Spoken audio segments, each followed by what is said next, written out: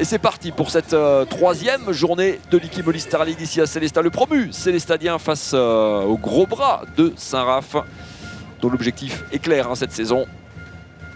Conserver au minimum cette 5e place conquise de haute lutte la saison passée.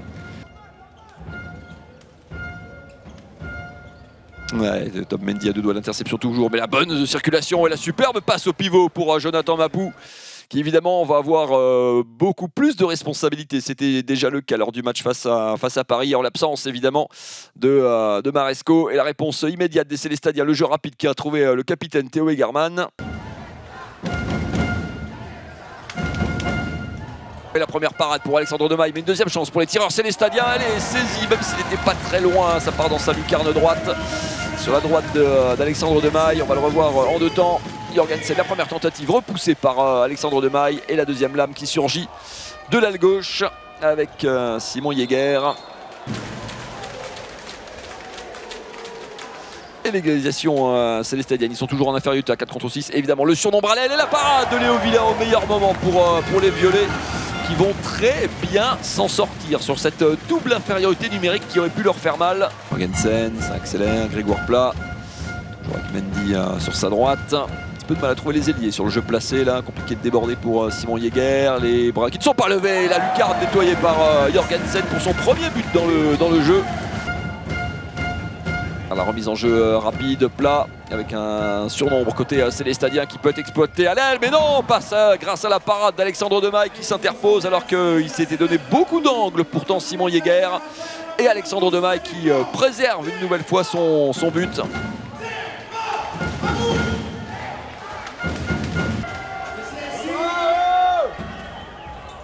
Et Andreas Lang qui de près vient battre Léo Villain pour donner, cette fois-ci pour la première fois de cette soirée, 2 buts d'avance aux visiteurs. Attention pour les Célestadiens qui sont en supériorité numérique.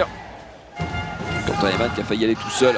Et les ballons bêtement perdus là par les Violets. Une possibilité de contrer, une balle de +3 entre les mains de Sergio Pérez. De Benjamin Bataille de retour dans le jeu. Benjamin Bataille qui va y aller une fois, 2 fois, qui nettoie la lucarne gauche de Léo Villain. +3 Saint-Raph, attention pour les Violets, le premier écart de cette partie après avoir longtemps été au coude à coude. Taiman qui avait un petit peu de champ, qui libère, Grégoire Plat. Les bras ne sont pas levés, Garman qui est servi justement au pivot, et voilà, lui qui rongeait son frein certainement pendant plus de 20 minutes en première mi-temps, qui ouvre son compteur du coup, il n'avait pas eu l'occasion de s'illustrer offensivement. Théo Egerman. Il a fait tout le tour de la défense, avec un petit peu de malice. On pensait ce tir un petit peu à contre-temps. Et c'est magnifiquement joué de la part de Soares Neves. Mais on est obligé de prendre des risques, de jouer vite pour déstabiliser cette défense varoise qui est bien en place et qui déroule en attaque. C'est super. Oh, la parade de Léo Villain qui fait du bien. Oh, qu'elle fait du bien, parce qu'il y avait un coup de massue là, le +6, il aurait fait mal. Le point serré du jeune gardien célestadien. Steven George qui vient également de son aile droite, a touché quelques ballons. Jorgensen essaie d'apporter un peu de variété. Quentin Eman chassé, bien défendu par Benjamin Bataille, tout ça. La solution jusqu'à la bonne séquence, mais la séquence elle est terminée par Alexandre Demaille. C'est lui qui met un point final. Il a envie d'y croire. Et c'est ça qui est formidable dans ce sport, c'est qu'on peut, pourquoi pas venir titiller cette équipe du top 5. Quentin Eman, la passe à l'aile, Steven George qui marque et qui ramène son équipe à -2. Ils étaient à -7, ils étaient un petit peu au fond du seau les Célestadiens, et leur public et eux-mêmes évidemment ont envie d'y croire. Eux qui avaient à l'inverse craqué sur la fin à Limoges alors qu'ils étaient en tête. Et Jonathan Mapou qui trouve le poteau, son premier échec. Est-ce que c'est pas un signe? Serdarevic, les bras levés. L'autre portier célestadien qui est sur le banc depuis le début. Un penalty providentiel ou presque pour les Violets, qui ont l'occasion, grâce au bras gauche de Quentin Eman, de revenir à 2 longueurs, à un peu moins de 7 minutes désormais du terme. Quentin Eman face à Alexandre Demaille. Et la parade encore d'Alexandre Demaille. Oh, il a failli être malheureux ce ballon qui, comme tout à l'heure, lui a rebondi sur le talon. Il a été malheureux en première mi-temps, Souvenez-vous, le poteau et ce ballon qui lui rebondit sur le dos.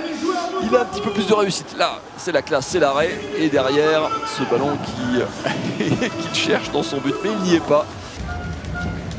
Jorgensen qui est de retour aux affaires pour le coup et qui allège un petit peu la note au buzzer. On va en rester là, Célestat tombe avec les honneurs, va-t-on dire. 29-34, -33, pardon, -4.